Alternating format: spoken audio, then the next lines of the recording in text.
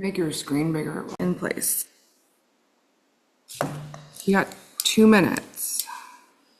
Should we wait it out? I think everybody's here. Yeah, I'll wait.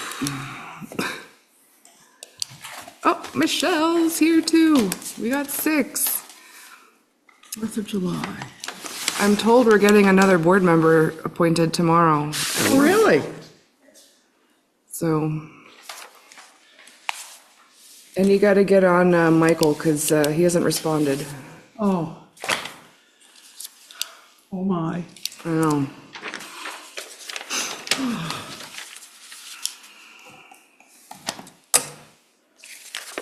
Let's see what we got here. We got that and that and this. I got a lot of paperwork tonight. Some was way back to February. I know.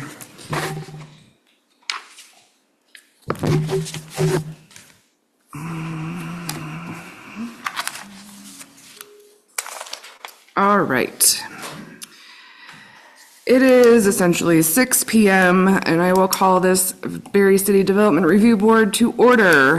It is Monday, July 13. Thanks for the reminder to turn my cell phone on silent. DRB members present online are Jamie, Liz, and Michelle, and in person we have Katrina, Philip, and myself. The agenda is available online. This meeting has been publicly posted, is being recorded, and subject to open meeting law and the DRB's rules of procedure. I would like to welcome everyone for joining us tonight and remind anyone joining online, please remain muted until called upon to speak. Whether you're online or in the room, please raise your hand to be recognized. Those in the room will be called upon to come forward and speak into the microphone so everyone on the recording can hear you. And if you have any questions on process or procedure, please ask and I'll get it sorted out. So the next item on the agenda is adjustments. Are there any adjustments to the agenda? Hearing none. That will take us to visitors and communication. Is anyone here to speak to something that's not on tonight's agenda?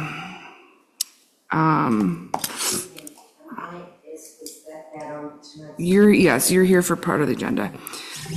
Seeing none, that will bring us to old business. We have a couple of items here. First is the consideration of the minutes from February 5th. I would entertain a motion to approve the minutes.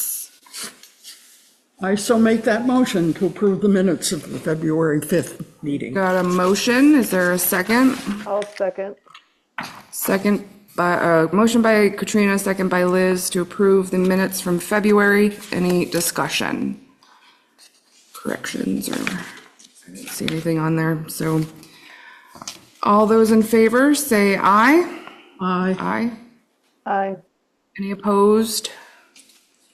All right, those minutes are finally approved. Next would be the consideration of the decision from February 5th. I would entertain a motion to approve the decision. This was for the Zero Campbell parking lot from February 5th. I would gladly. Go for it, woman. All right, I'll make the motion. Jamie has made the motion to approve the decision. Second? I'll second it. Second by Katrina.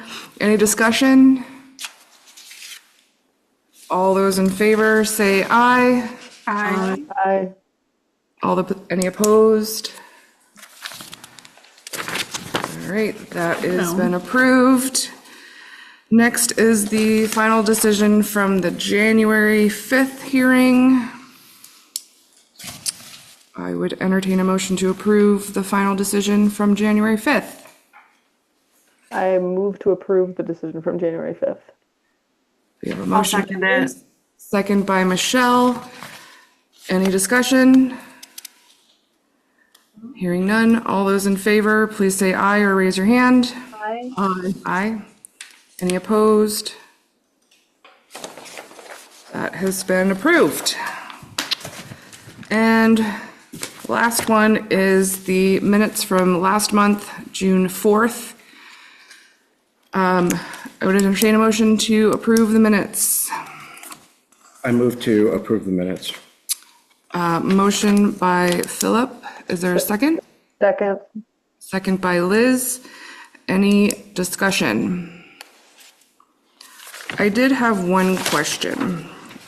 On the page 5, under number 8.5, is it supposed to be non-substantive or non-substantial? I'm not gonna be able to find it. So, I'm n- assuming number- she means non-substantial. Non-substantial, Non-substantial, okay, so that's just a, not, Actually, I think it actually is non-substantive. yeah, substantive. Yeah, I think that. Okay, so the either way, it's it needs to written get fixed to Subs- non-substantive. is- No, I think that it's correct. That's correct. Non-substantive. Is that right? Okay, They mean not more or less substantive. the same thing. Yeah. okay. All right, if that's right, then that's right. Cool. The other one I wanted to just make a very minor adjustment to is on page 2 at the bottom where it says J Bond. I think there should either be a dash or a colon there, oh, because it J looks is like an J Bond initial? project. Is it an initial? Is J an initial? Yeah, it's initial and last name, J Bond, oh, I see, yeah, but it looks like J Bond project. yeah. That's- That should So have- it just needs to have a dash, I think, to make that a little clearer. Minor detail. Okay. So with those with that adjustment, all those in favor of approving with that adjustment, say aye or raise your hand. Aye. Aye. Any opposed? And that is approved. Okay, that brings us to new business. Before we begin, I'd like to just poll the board members to see if has been any ex parte communication regarding either of the applications for this evening. Not me. Seeing none. So this is for the first hearing for the Barre Evangelical Free Church, owner and applicant for 17 South Main Street in Barre, seeking approval to exceed UDO fence height limits. Property is located in UC2 zoning district, design review overlay district. Before we start, I want the applicant to know we have less than a full board present. In order to achieve a positive outcome for your application, you'll need at least 5 votes in the affirmative for approval. If there are less than 5 votes, it won't pass. You do have the opportunity to postpone your hearing until the next regularly scheduled hearing if you choose, or you can choose to continue and proceed with the hearing. What would you like to do? One question I have is, would the board be voting on the application between now and the next meeting? Is it something- Yes, so we'll do your hearing this evening, and then we'll go into a deliberative session after both hearings have been completed. And then once we come out of that deliberative session, we will make a public decision that ends up on the recording, and then you can call tomorrow morning to get the results of that vote. Okay, I think I'd like to continue at this point. Perfect. So I would entertain a motion to begin the hearing for for the Barre Evangelical Free Church at 17 South Main Street. I move to consider this application for the church. Second, I can second it. This is Jamie. motion by Philip, second by Jamie to enter into our hearing. Any discussion? Hearing none. All those in favor say aye or raise your hand. Aye. Aye. Aye. Any opposed? All right, so the hearing will begin at 6:09. Has everybody signed in at the back? Perfect. Who will be speaking to this application? My name is Martin McMahon. Okay. Are you here to speak to the application, or are you just here to listen? I'm here to make sure that we have our right to, we have to be here so that we can have a right to make any subsequent appeal, and it's not to theirs. So you're not speaking to the application then? I'm not speaking to their application, no. Okay, for the church. Okay, so sir, if you want to come forward, and I will swear you in.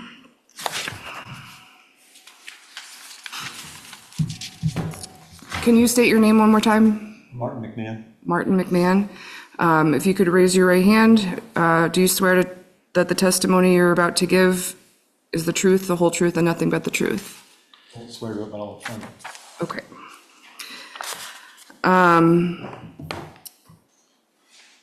When you're ready, you can explain your application. We have all the materials. So if there's anything that you want to add or point out, Okay. you have the floor. For the last several years, we've had increasing use of our church building property as a dumping ground for transients coming through across the parking lot and around the backside by the building where our building meets up with the railroad property. And in the course of all those events happening, people have been dumping garbage, defecating, urinating, leaving hypodermic needles from drug use, and leaving garbage, spray painting the walls, graffiti everywhere. And it's become a health hazard, and it's also an intimidating factor to the ladies of the church who try to come in during the week to do various activities at the church. And we were considering putting up a fence, a couple of fences around the building, parts of the building. But as we looked at the whole process, we saw that the normal height limit of the fence would not be sufficient to keep people out. I believe they would try to climb up or jump over, jump in. And we would like to petition the board that if we could exceed the height limit to accommodate our church property and keep it from becoming a dumping ground for all these people that are coming through there. We're also considering putting a weave in the chain link fence itself so that it'd be more difficult to climb up, and it would look aesthetically more pleasing to have something like that there as well. Anything else? I can't think of anything else at this point. We can go to questions from the board members. Katrina, do you want to start? I have no questions. Yeah, I have a couple. One, did you say you were considering putting like a weed around the fence? No, it's called a weave. When I talked to the contractor about the fence itself, because what we're applying for exceeds the normal limit of fence length, is a special project. They have to special order the fencing. And as I was discussing the problem we were having with people hanging around the building there, I was concerned about people trying to climb that fence. He said that they can produce a chain link fence process where they'll put like a synthetic weave in between the links of the fence so that it's more difficult for anybody to grab onto the fence itself and try to climb up. Do you know whether it's dangerous or anything? Like, would anybody cut themselves? No, I don't believe it would. It's actually, it would be safer, I believe, because people wouldn't be able to climb that fence and then fall. And from my understanding of it, it's like a synthetic or a plastic type of material that would go through there. Picture a chain link fence and then in between the holes, be like a weave. Is it like the privacy slats? From what I understand, it could be considered that. I don't know that it would be totally private because I think there's going to be gaps in there where you could see through the openings and things.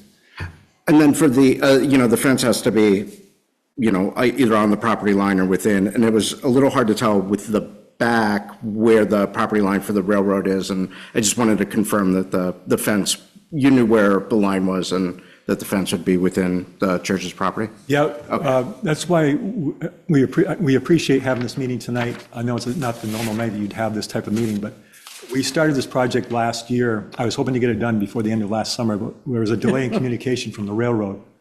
I wanted to make sure that whatever we did would not violate their space.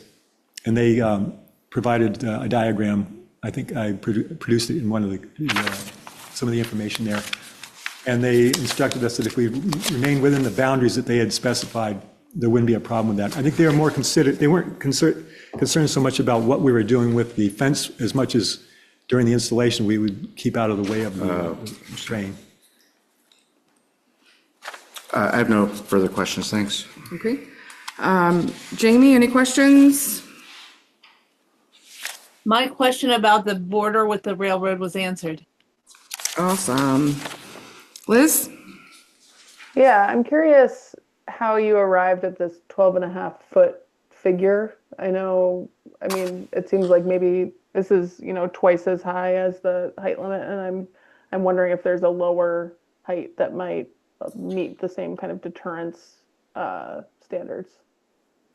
Yeah, when we looked at the outside of the building, because the front part of the property borders the stone wall next to the service station, people can get to the top of that stone wall through their parking lot, and then a 6-foot fence, or whatever the limit would be, 4 feet, definitely wouldn't cover the height.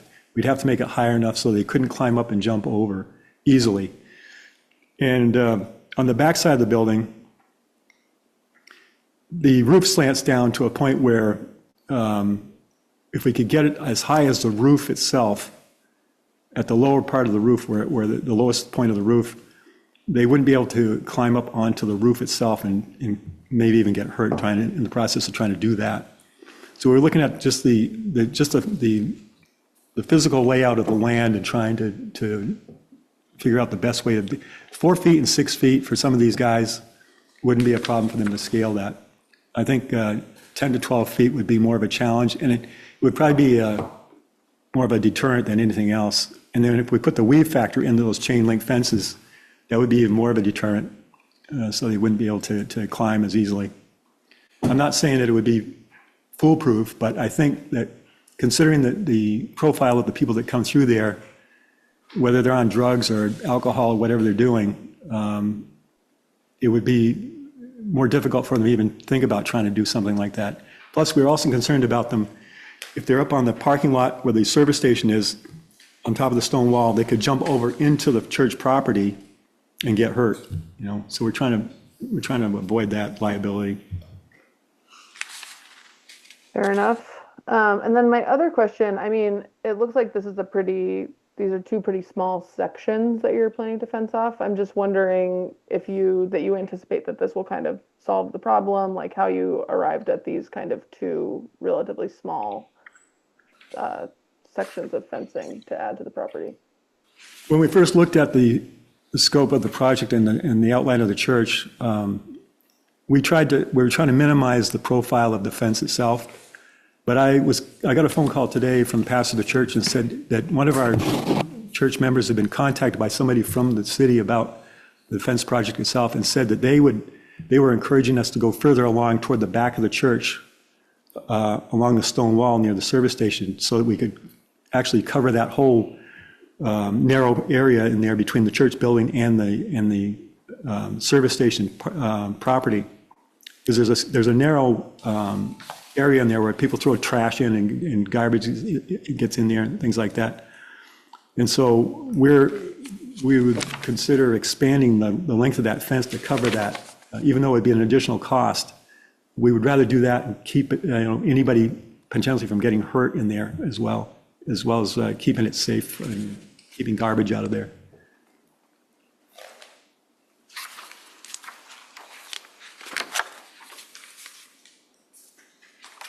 Any other Sorry, questions? I'm just taking a look at the site plan because it looks like the property line on the map that you provided kind of hugs the back of the church there, or does it extend kind of along the railroad right of way?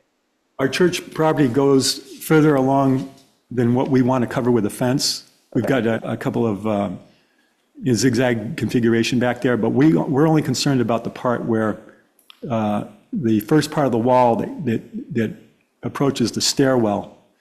That's the only part that we want to cover. We're not going to cover the whole back of the building, just that section where the stairs are, where the LP tank is located, and the back door to the utility section for the fuel oil tanks. So it'd be about, I think it's about 10 or 12 feet length to the stairwell, and then back toward the church itself, up to the corner of the church building at the top of the stairs, and that would be an L-shaped configuration. Okay. Okay, that's all for me. Michelle? I'm just wondering if what other methods you've tried as far as deterrence for this activity prior to deciding that a fence is necessary. Well, first, when it wasn't so bad, we were discouraging people from even hanging out there. And for the men of the church, it's not a problem. But for the women of the church, it's intimidating. You got these guys hanging out down there, partially dressed, filthy, dirty, urinating and defecating, leaving drug paraphernalia around. And for women, it's just not viable for them to challenge this. For the men, it wasn't a problem doing that. But as time went by and it got worse, we've got more people doing this. And I called the police department, actually, and I actually wrote a letter to the chief of police. I said, you have our permission to come in here and arrest anybody on church property who's loitering like this. But they can't be there all the time. They can't police our property exclusively to deal with that. So we have no other choice, really, unless we hire security, and that's not a viable option either. It's not going to work. So we're trying to do the best we can creatively with a fencing project. Okay, thank you. The one question I have, it's easy to see kind of where the fence is going to go in the back, but I'm having a hard time figuring out where exactly the fence is going between the church and the gas station property. Okay, if you approach the building from the front toward the main door, and then you look to the right, where that corner of that building is, right next to the door. Okay. I think it's about a 2-foot width there. It's going to go from that front corner, Oh, I see. Okay. and then goes toward the... Like an L shape? Yeah. Okay. L shape toward the stone wall, and then go back along stone wall toward the back of the building. Originally, we were just going to cover that small area there, where there's an alcove type thing.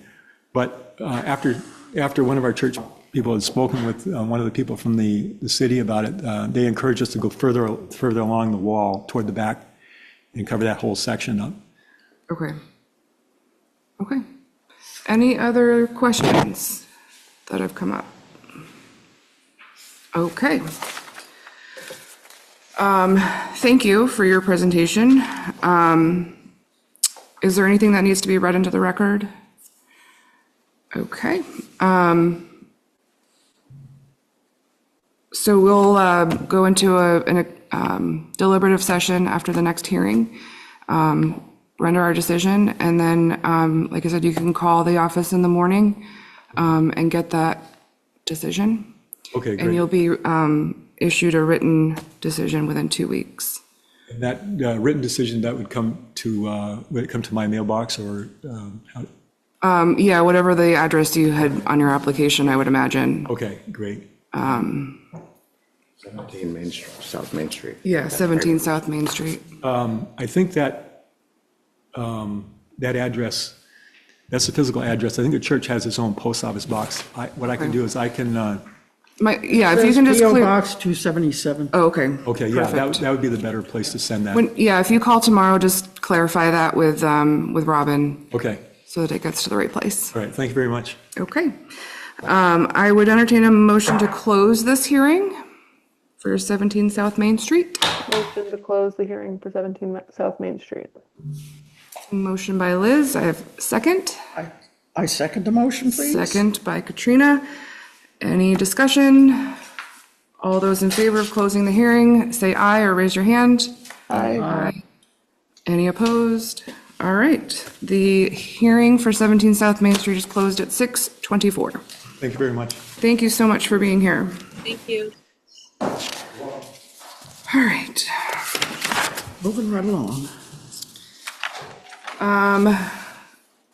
Next hearing is for, too many, hold on, pause.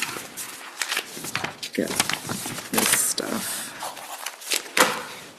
over there.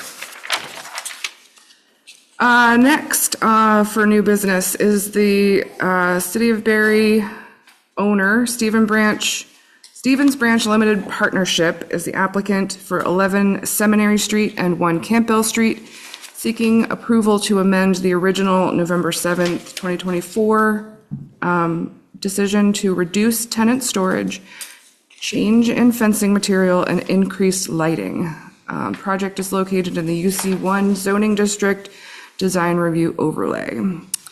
And who is here to speak to that application? You guys want to come forward? I'll give you the same opportunity since we have less than a full board present. You'll need at least 5 votes in the affirmative to get an approval of your application. Since there's not a full board, you have the opportunity to postpone or to proceed. Excellent. So I will entertain a motion to begin the hearing for 11 Seminary and 1 Campbell Street. I'll speak at once. I move that we open this hearing for this project. Motion, I need a second. Second. Second by Liz. All those in favor, say aye. Aye. Any opposed? That's right. So All right, this hearing will begin at 6:26. If you could each state your name for the record. Make sure you're speaking into a microphone too, please. I'm Brian Lane Carnes with Dubois and King. We're the civil engineer for the project. David Roy, Wieman Lanphier Architects. Ben Sturts from Evernorth, the developer of the project, Excellent. with Downstreet. If you could stand and raise your right hand. Is the testimony you're about to give the truth, the whole truth, and nothing but the truth? Excellent. You may have the floor. You may speak to your application. Excellent.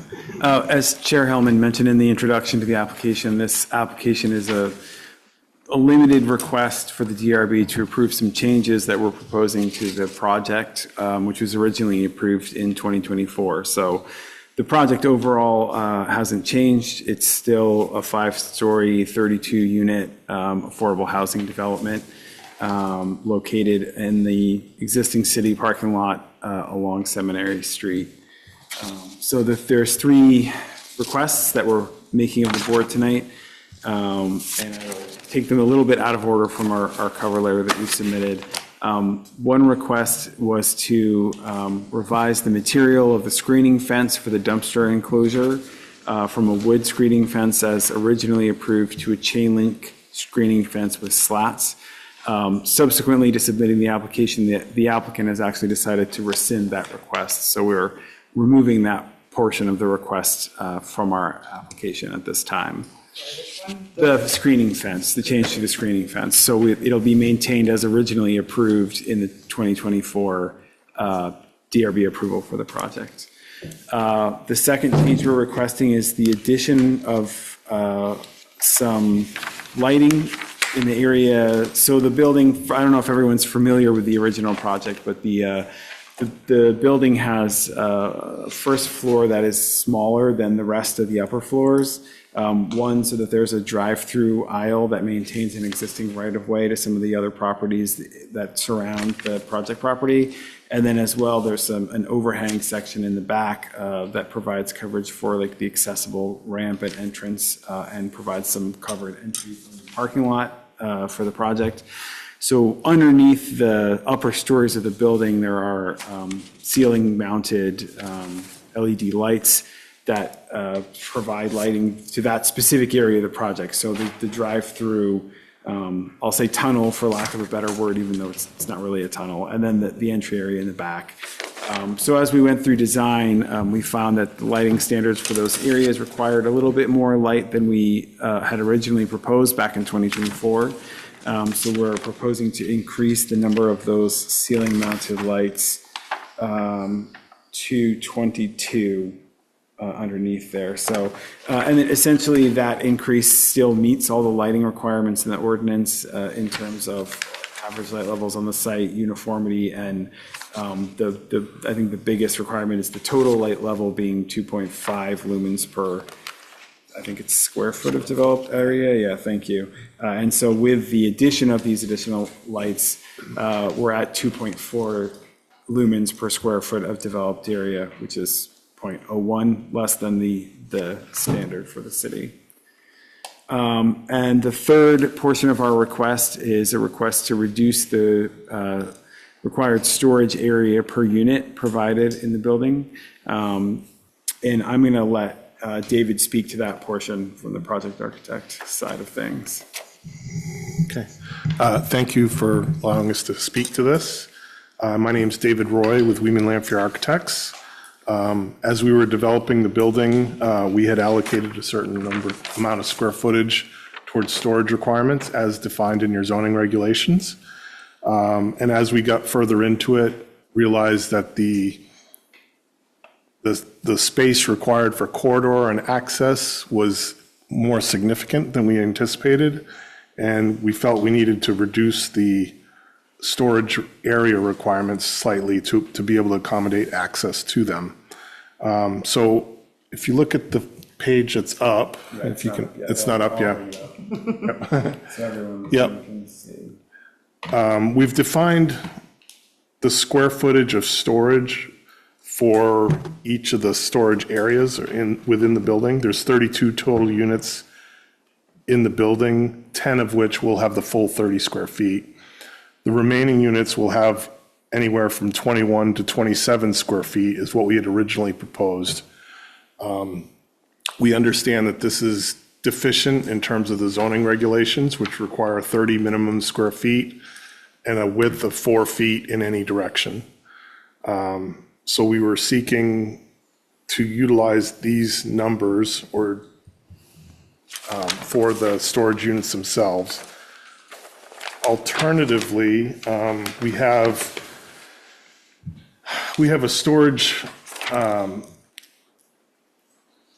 manufacturer they're called Bradle Systems that provide a pre-manufactured or kit that can provide the 30 square foot requirement and the 4 foot width and a 4.5 foot height, which technically meets the criteria for the zoning regulations.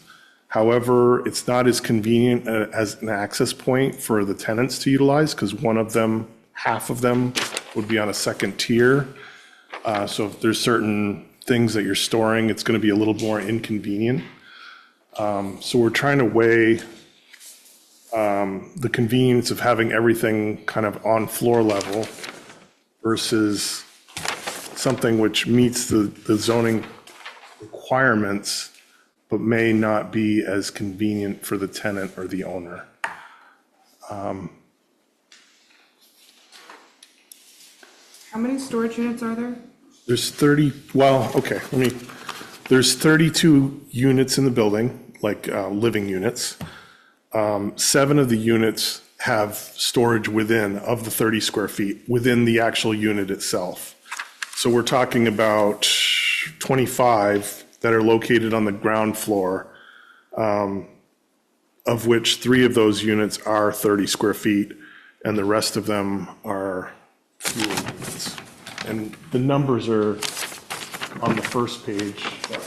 Yep. There we go. So there's 4 units with 21 square feet, 8 with 22, 4 with 25, 6 with 27. And 3 units on this level will be 30. There'll be 77 units on the upper floors within the unit itself that'll have the full storage requirement.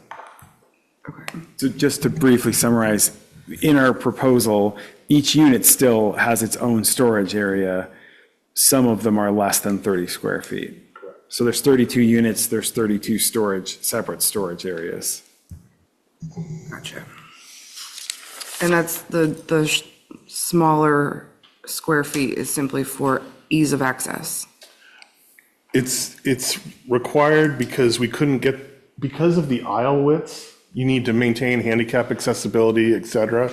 So we ended up having to squeeze those storage units because we didn't have the square footage. And the space is a little oddly shaped. So we originally thought we had all the square footage that we need to accommodate all the storage. And then when you start, reality set in and thickness of walls and columns and everything gets in the way. And this was the end result. So that's kind of where we are. So the solution is, can we use the 2-tier units and get the full 30 square feet? But I don't feel they're as accessible for the tenants. There's probably a little bit of a liability concern from the owner's standpoint 'cause of the second level, something falling out of them or getting them up to that level. So we don't think it's the right solution for the project. And that's simply why we're asking if we can stay with the smaller, slightly smaller square footage. Great. Anything else to add? No, I think we described those, that if they were to stack and that would be a workable solution and that could be a condition of approval, we would entertain that as well. So we want to get to a point where we can make this work for both us and for tenants. We'll go in reverse order for questions. Michelle? Understanding that engineering and architecture is complicated, is there, I just did some quick math, is there a reason that we can't average out the square footage and say everyone gets approximately a 25 square foot storage space as opposed to this range of 21 to 30 square feet? There's a way that we could make them more even or consistent throughout the building, yeah. I think we could do that. The only exception to that would be the storage units that are actually in the apartments. So Understood, yeah. when we're just talking about these first floor ones and not the 7 that are in the apartments. Yeah, I basically just did quick math and added up the square footage by number of units and then divided it by 25 units, and it's approximately 24.48 square feet would be the average size of each of those units. So again, not understanding that it might not be a perfect system, but that was my question. Thank you. Liz? Yeah, I'm curious what the difference I'm assuming that sorry, my dog is freaking out. I'm assuming that the height of the planned storage units as you have them is quite a bit taller than the proposed alternative system. I'm wondering what the difference is in cubic feet roughly, or sort of total storage area. So the ones that are shown on the screen they're full height essentially. So they could be up to 10 feet if they wanted to be. I'm assuming they'd probably be about an 8-foot fence probably. But there's enough room in there to have 10 feet of materials in there. So I would say 8 to 10 feet. Any other questions, Liz? I think that's pretty much it. Jamie? Yeah, I guess my question was whether there could be kind of some optional storage space at the higher level where things like people don't have to access it very long, or very often, like a Christmas tree once a year, to provide people with the legal amount of storage, but kind of maybe limit it to things that people don't need to access often. Is that an option? I don't know how they will allocate, the owner will allocate these out to the tenants. Like, I guess I don't know how to answer that because, yeah. Can you kind of repeat your question? Are you saying like for every tenant, or are you saying could you allocate a few that could accommodate things that were higher? Right. A few that would accommodate things that are higher. I mean, we're trying to be as equitable, Yeah. Okay. as described here. So it would need to be something that everybody probably could have, rather than just a few that might have Christmas trees, for instance, that they need to store. Yeah. Okay. If I could just circle back really quickly to Liz's question about the cubic foot of the storage in the originally proposed versus the stacked version. So if you consider 8 feet would be like the shortest height of the way we have them currently proposed. So the smallest storage units at 21 feet in area and 8 feet high would have 168 cubic feet of storage.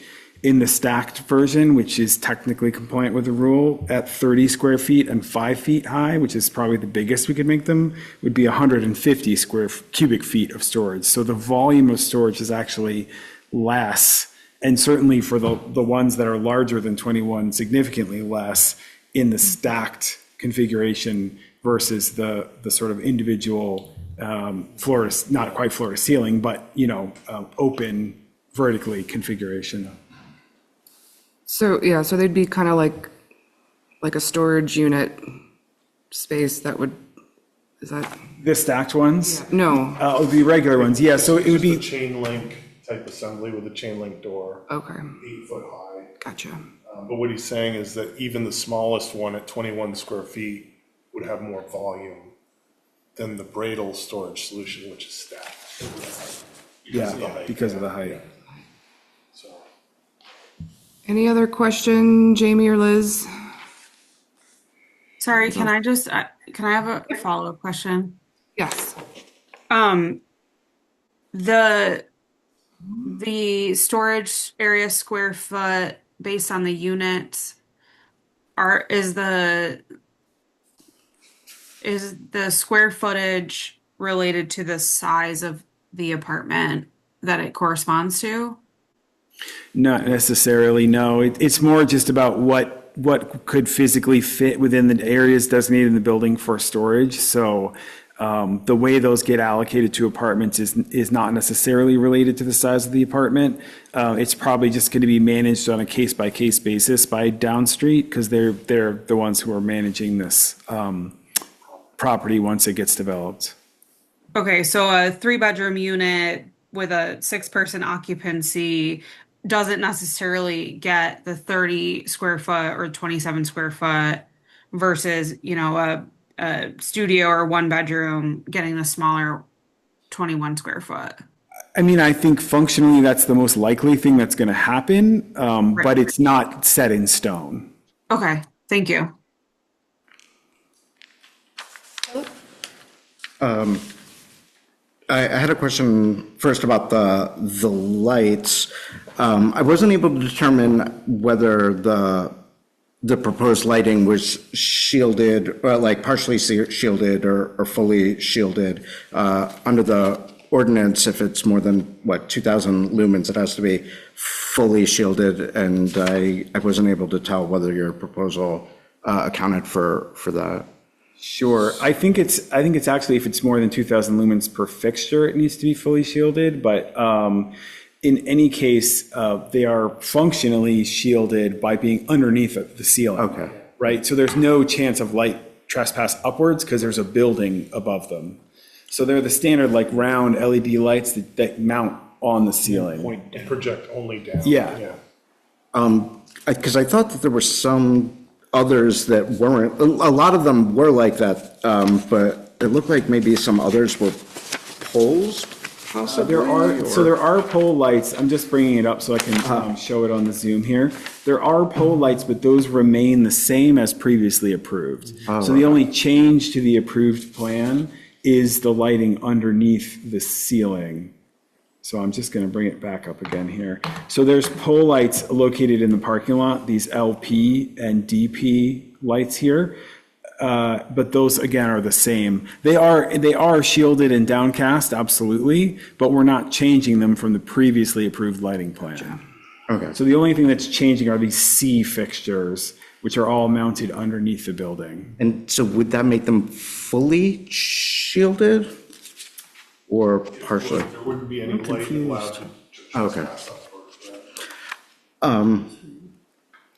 And I wanted to clarify, so for the storage, you proposed two alternatives. One is the one in your application with, right.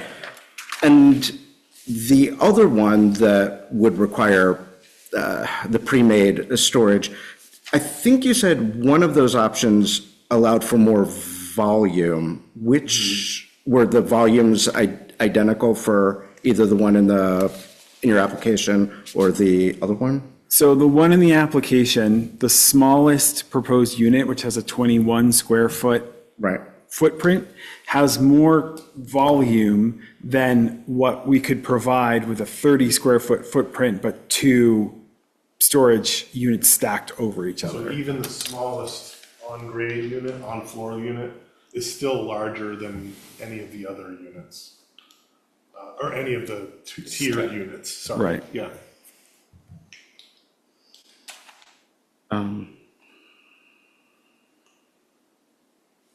And was this not for, to amend an application, there's a question of foreseeability and feasibility. Was this not, did something happen that was beyond your control or? So when we submitted the original application, the building floor plans were at a schematic stage of development, which is typical for a zoning application.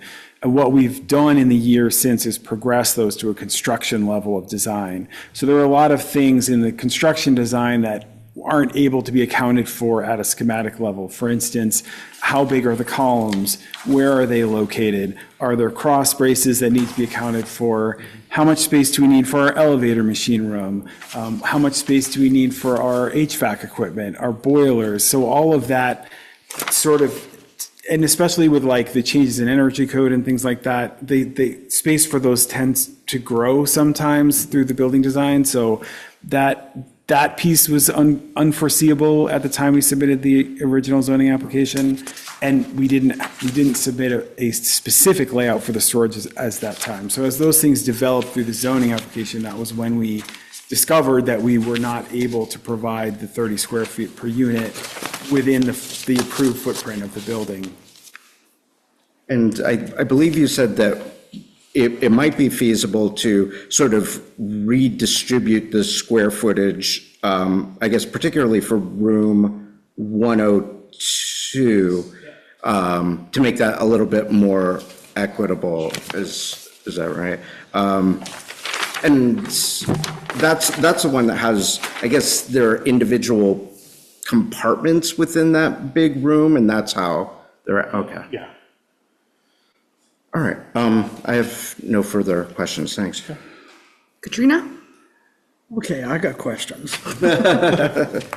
In that 102, that's the most significant storage space, and then there's in the adjunct area. What kind of walls are you talking about? So the actual storage units themselves are going to be just posts and chain link. They're all, so when you think about, I can't enclose all of these because you need to have fire protection. And so if we were to close all these walls off, I need heads into each unit. If we keep them predominantly open, I'm going to say, or permeable, we don't have individual fire protection in each one of these storage units. Okay, so it's 2x4 walls with chain link all the way up, or what? It's just the chain link fence. It's what you would see out in a yard, a construction fence type thing, yep. No, just, the only support would be the corners of the chain Corner link. posts, yep. And how high would the chain links be? Would it be to the ceiling? We're or- talking about 8 feet, approximately So- 8 feet. So that is, So- when you so say when you- fire stuff, is there sprinkler system above it? There is, yeah, the building is fully sprinklered. So when you walk into the aisles, you're going to be able to see all of the materials that are in that space, in that storage space. Okay. I guess I was asking, I was concerned about the priority of the allocation of the larger space units. There's 10 units that are getting the mandated 30, yeah. 30%, but the rest are not, down to 4 of them getting basically just 2/3 of what is the stated norm. When you say a space within the apartments themselves, you're talking this, what are you talking, the closets? She's going to show you, or she, sorry, No, Brian. no worries. Brian's going to show you the floor plans of the units above. Yeah. So if you look, yeah, I'll zoom in on ones that. Yep. Yeah, there's closets. so there's actual storage closets within the actual You're tenant talking unit. closed closets, you're calling storage closets. Yeah, Well, look, there are separate, did you say closed or clothes? CLOTES, clothes, Well, no. garments, jackets. They're so separate. to the Go ahead. left of that, there's a coat closet to the left of that, which is right there. And there are individual closets in each of the bedrooms. So, Plus that storage. Right. plus that That's storage storage unit, space. yeah, so. Well, that's the 3-bedroom unit that is going to have, Yeah. you have the most closets anyway. But There's a completely separate storage space in addition to the storage, the closets in the bedrooms.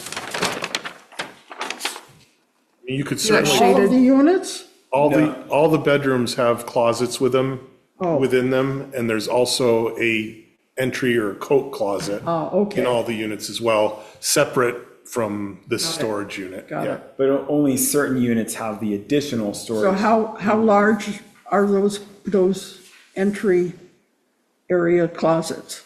That one's about 10 square feet. It's 2 feet deep, about 5 feet long, approximately.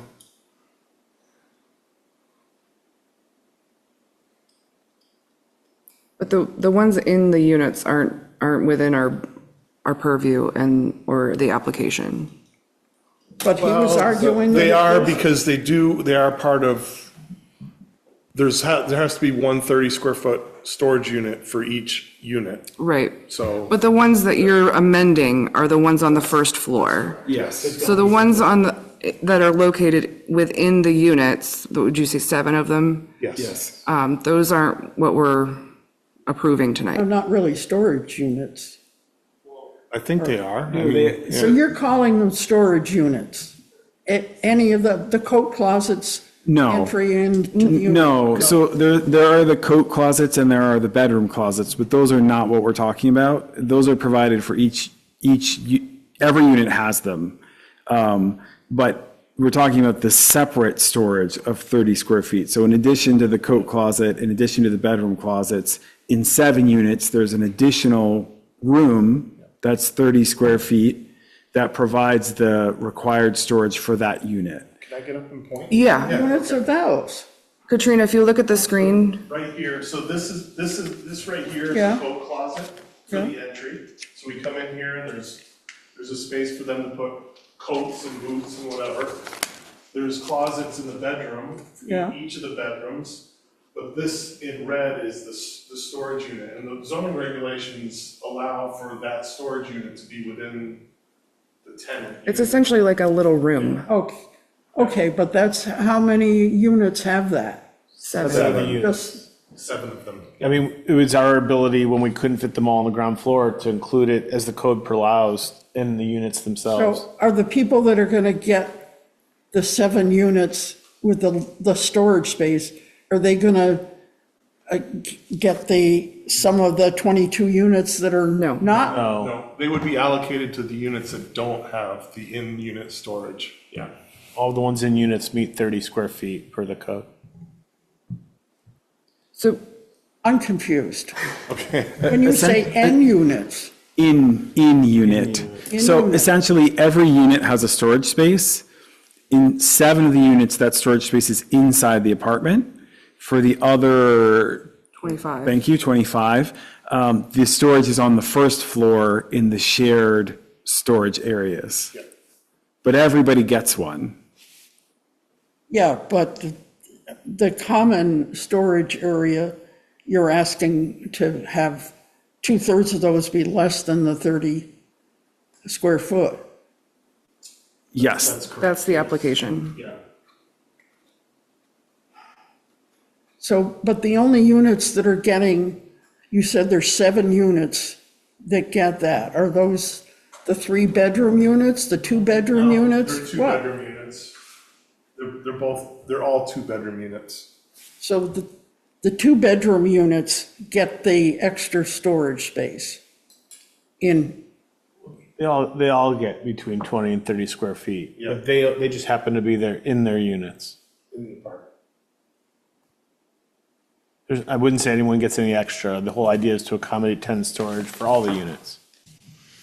So ultimately, it isn't essentially equitable amongst all the units, but it's not, if you go down, Nor is it required to be under the regulation, Right. though. The regulation allows for the storage area to be either in the unit, in a separate unit, or in a building outside.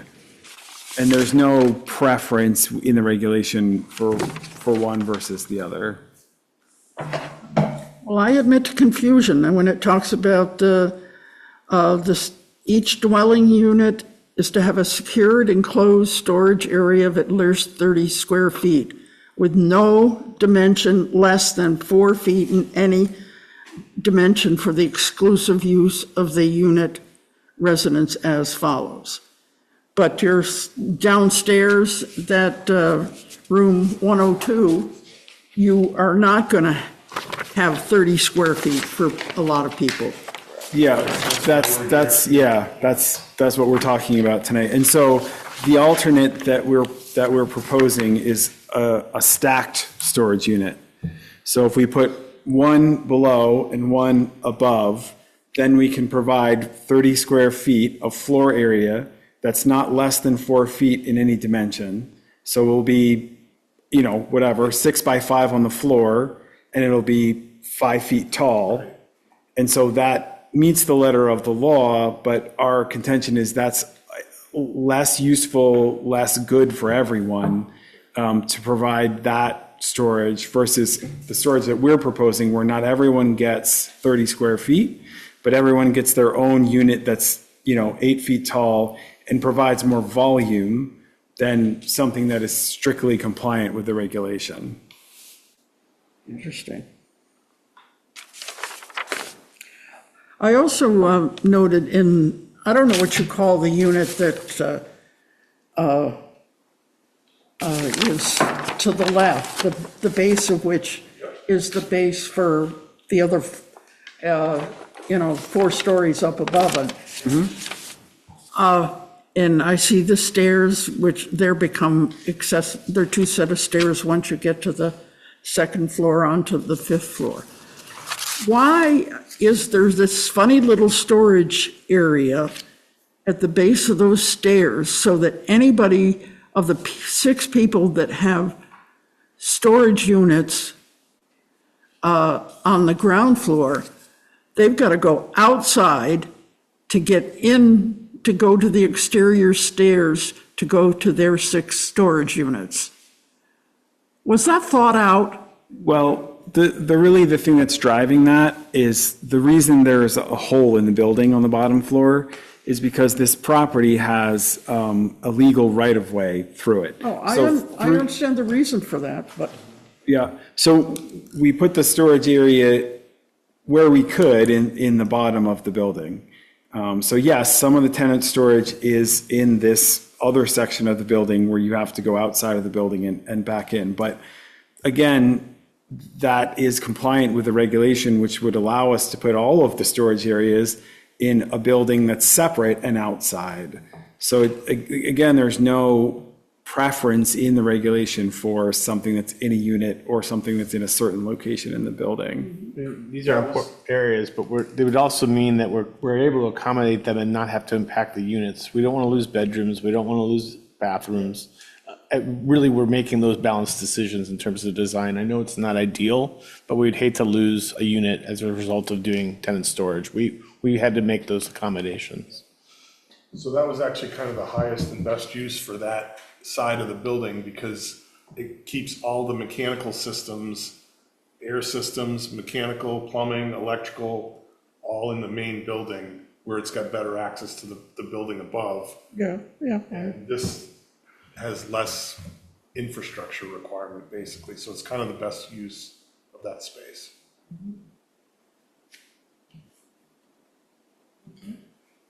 I think I'm done for now.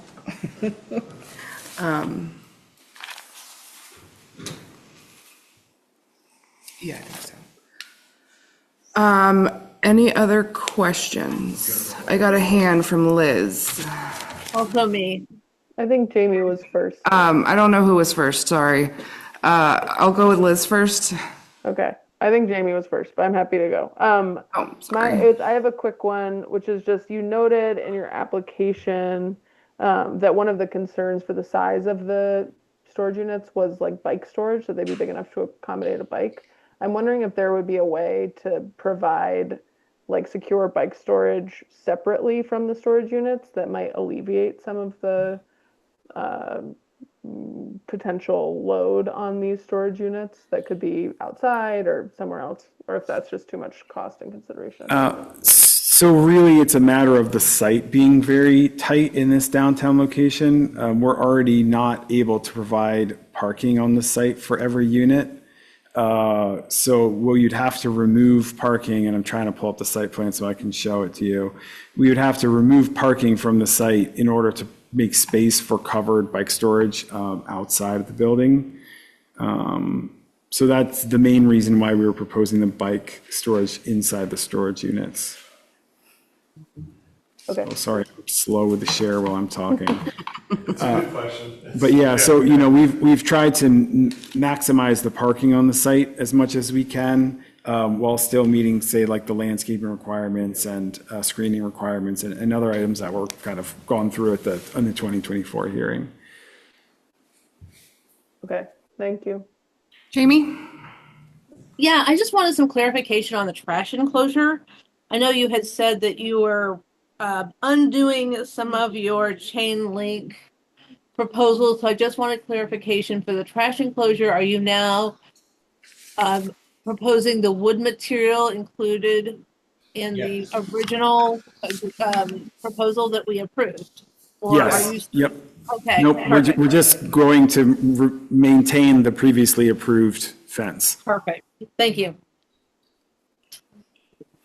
Last call for questions. I've got one. What kind of timeline is what's your timeline for starting construction? And how long would Right it now, go? we're looking to be able to start construction in September.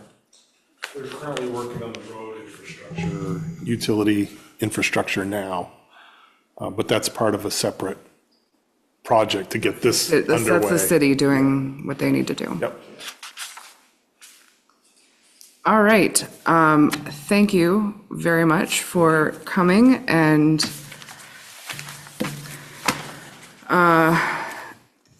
is there anything that needs to be read into the record? Is there any other questions? Did you have any questions about? No. I suppose I should ask this one question because it ties into what I'm really here to say. Hold on just one second. What, I'm missing something. Okay, so I have to swear you in. Is the testimony you're about to give the truth, the whole truth, and nothing but the truth? Yes. And could you state your name for the record? My name is Dottie Ricks. I'm a ruling elder in the First Presbyterian Church, Barre, which is located at 19 Seminary Street, right next door to the building, this building. Okay. Feel free to. Yeah, come up to the microphone. So ultimately, this is the question I would ask them. I have some background I'd like to give before, so do you want the background and then the question, or the question and then the background? Let's start with a question. Okay, the question is, I'm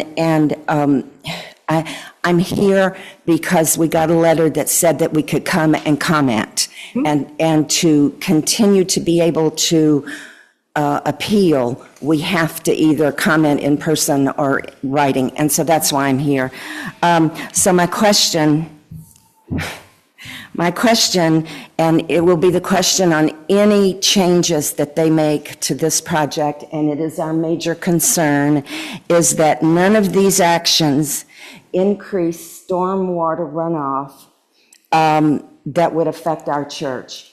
And, the only thing that possibly would be the fencing, but we need to keep that issue in front of both the city and the builders. And then, so can I go into my background? Sure. Okay, so in 2022, there were 2 floods that inundated our basement. Come to find out, there was brick had pulled away from the manholes that allowed water to flow through the church walls. So in 2022, our elderly congregation had 2 flood cleanups. Then came 2023, and it wasn't all the city's fault. We had some things that were wrong. We had over 3 feet of sewage that came into our basement, over $600,000 worth of rehabilitation and rebuilding and deconstruction and all of that. That was a major shock to us. So then in 2024, we had done all this mitigation, and in 2024, the same flood happened again at the same time. We only had a few spaces, so that told us where we needed to, do more work. We did that. 2025, the storms were farther north. Nothing happened to us. Thursday, huge downpour. We had 1 to 2 inches of storm water that entered our basement, and 1/8 to 1/4 inch of silt. And so our concern has always been this, how they deal with storm water. And we love Barre City, but we feel like that perhaps that stormwater arrangement where we are is inadequate. It's been inadequate over, 5 years.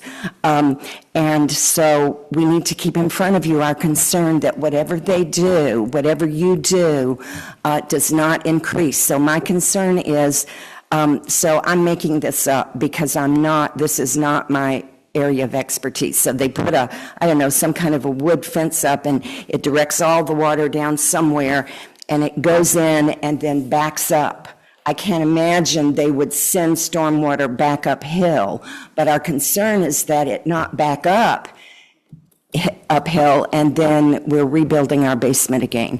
So, I kind of feel like nothing you're doing in this round is going to affect that. But my concern is every time you want to change something, we need to remind folks that that is a big concern. We share that, yeah. You got a guy here today who can probably hopefully answer that. Yeah. Do you want to address that? I'm happy to, yeah, absolutely.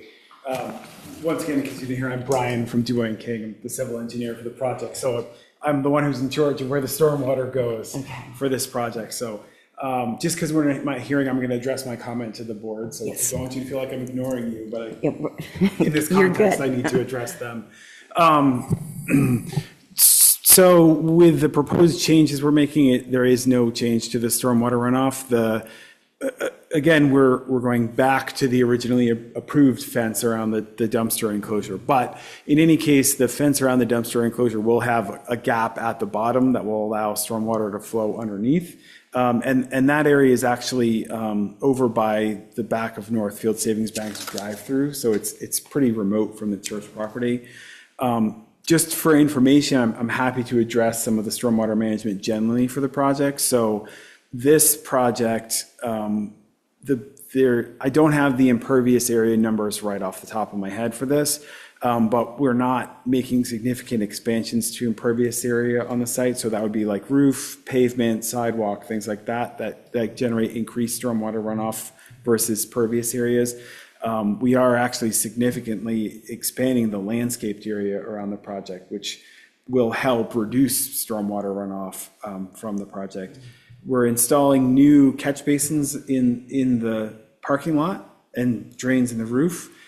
Those are going to be connected to new drainage lines that the city's installing as part of their project, which are significantly increased in size from the existing drainage. Because you're not wrong, the city drainage in this area is old and it's undersized compared to current design guidelines. So most of the drainage in Seminary Street right now is 8 to 10 inch clay tile pipe.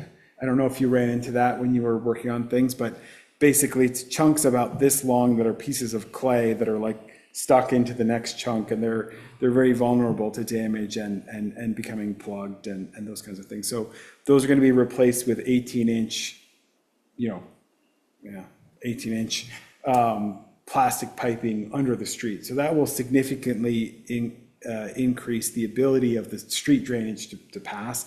I think that it doesn't go so far up the street as to the church's frontage. So like the catch basins along Seminary Street that are along the church aren't part of this project, but I'm sorry, Summer Street. But at least from the apartment development to Main Street, all of that's being significantly improved as part of this project. So we just need to see another part of the city to request that they work on the other part of the drainage, Yes, right? that'd be a question for the Department of Public Works. Okay, okay. But as they said, certainly something we considered during the project, and we're doing everything we can to mitigate those stormwater impacts. In a big flood where the river comes up, or something downstream of our project gets overwhelmed, there's not a lot we can do about that. But we're certainly doing everything we can to improve the situation and definitely not make it worse. Okay, so that perhaps maybe if it backs up, it won't back up quite so much had you had the older. Yeah, it depends, because there's two kinds of backups. There's, like last Thursday, there's an intense storm, the pipes can't carry the water away quickly enough. Then when there's actual flooding from the river and the water comes back up the system from the river, there's really nothing anyone can do about that. But in terms of an intense rainstorm where we need to get water away, at least from the apartment project towards Main Street, that should definitely be improved. Okay, thank you. And this is recorded, so will I be able to go see it? And because I'm not taking notes. Yep, it's posted on the DRB website through the City of Barre website. Okay, and then I have one other comment, and I'm sorry, but I'm sort of a complainer. So we were assured that when they were doing this, because they scared me, because some of the dirt is contaminated or there's some kind of contamination, I was concerned about dust blowing. And of course, after this is all done, we're going to have our whole church washed, the outside. But I was assured that they would be hosing it down. And I was up there all day today cleaning up from Thursday's flood, and I didn't see that happening. I'm not saying it didn't happen. I'm saying I didn't see it happening. So the current work that's being done on Seminary Street currently is the city. It's separate from this apartment project. So the city is working on the infrastructure that he was talking about to improve the runoff and all that stuff. Okay. So prior to this apartment project starting. Okay, so you'll tell me who I can call about that, right? The Public Works Director, what's his name? Brian Baker? Brian Baker. I'm also on the Public Works and Transportation Committee. You can talk to Jamie. Thank you. Thank you so much. Absolutely. Thank you. All right. So we will go into deliberative session, render our decision, and you can call in the morning to get that information, and you will also be issued a written decision within 2 weeks. Thank you very, very much for your time. I would entertain a motion to close this hearing. I so moved to motion to close this hearing. Motion to close. Is there a second? I'll do it. Second by Jamie. Any discussion? Hearing none. All those in favor say aye or raise your hand. Aye. Aye. Aye. Any opposed? And this hearing is concluded at 7:13. And then I need another motion to enter into deliberative session with the, what's your title? With the planning director. Present. Yes. I move that we enter into deliberative session and that we include the planning director in our. A second. I second that motion. Motion by Philip, second by Liz. Katrina, any discussion? All those in favor? Aye. Aye or raise your hand. Aye. Opposed? Okay. We will begin deliberative session at 7:14. Turn off the recording? Yep. And we are back in open session at 8:08. I would turn the floor to Liz to make a motion. Oh, thank you so much. I move to table the application for 17 South Main Street and request a more detailed site plan from the applicant, including the dimensions, precise location, and proposed fencing material of the proposed fence. Once these additional materials are submitted, the DRB will consider the application in full. Do I have a second? I second that motion. Motion by Liz, second by Philip. Any discussion? All those in favor say aye or raise your hand. Aye. Aye. Aye. Any opposed? All right, motion passes. Philip, I'd like to make a motion regarding the Stephen Branch Apartments. I move that we grant the application in part and deny the application in part. I move that we grant that part of the lighting application as presented, with the following condition, that any immaterial or non-substantive modifications to the approved lighting plan may be authorized administratively by the zoning administrator. And also that I move that we deny that part of the application seeking to reduce storage space pursuant to section 3201C4 limits our authority to grant that request. all right, do I have a second? I'll second it.